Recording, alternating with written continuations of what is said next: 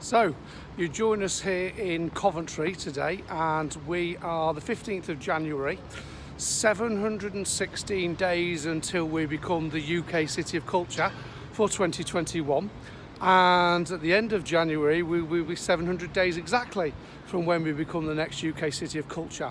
And what we thought we'd do today is we thought we'd come down in front of the Flying Standard, or the Wetherspoons pub, as you may know, because on the 15th of January, 480 years ago, roughly where the doorway is just there was a porchway.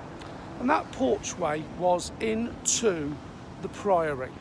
And on the 15th of January, in 1539, so 480 years ago exactly on Tuesday, the 15th of January, what happened was Thomas Cromwell's agents came to the Priory.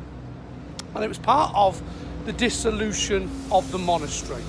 And the cathedral, which was the city's first cathedral in 1102, had lasted for a period of time from 1102 up to 1539, as we say, and it had lasted a period of time there.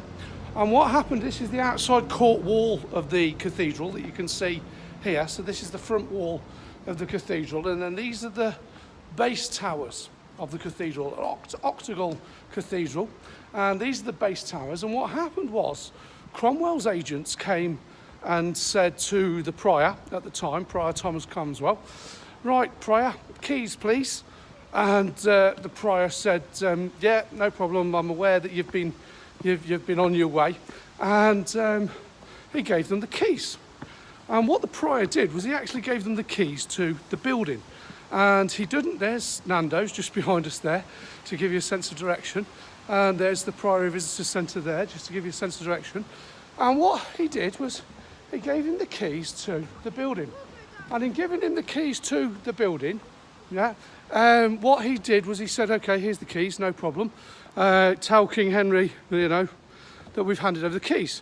But King Henry wasn't too happy because, or Thomas Cromwell's agents weren't too happy because they had instructions to take the whole monastery, not just the outlying buildings. And that was the agreement that the prior was under. And the reason that he was under this agreement was because of Bishop Rowland Lee. Now, who is Bishop Rowland Lee, I hear you ask? Bishop Rowland Lee, he was the man under who a bit of pressure was asked to marry King Henry VIII to Anne Boleyn. And Bishop Rowland Lee was the bishop here at the time. And what Sir Bishop Rowland Lee did was Bishop Rowland Lee married King Henry VIII, but there was a deal. And the deal was part of the prior was paid off and basically took a pension of about £56, I believe, and he was paid off. And so this ended being the city's cathedral, or the city's first cathedral, and it ran from sort of the West End, as you can see behind me there, all the way round to the other end of the main cathedral, which is 425 feet away. And so it ran all the way along there. And so what you have is you have the remains of the city's first cathedral here, and it was the only cathedral. And this is the thing, why was it the only cathedral destroyed in the dissolution of the monasteries? Why was no other cathedral destroyed? Was it money? Was it Henry's hatred of the Benedictine monks? Was it Henry's hatred of Catholicism because they said he couldn't marry again? And he was under pressure to produce an heir. Who knows? Who knows?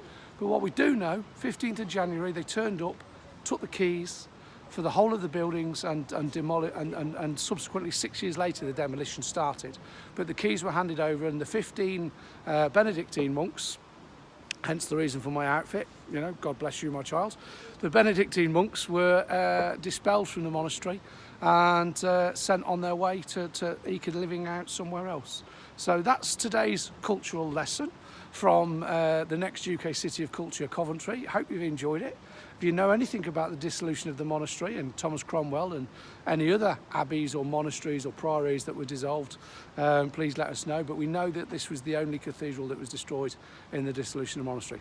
There's today's history snippet. Hope you've enjoyed it, and please feel free to comment and share. And as the Deep Fat Friar would say, God bless you, my child. Cheers.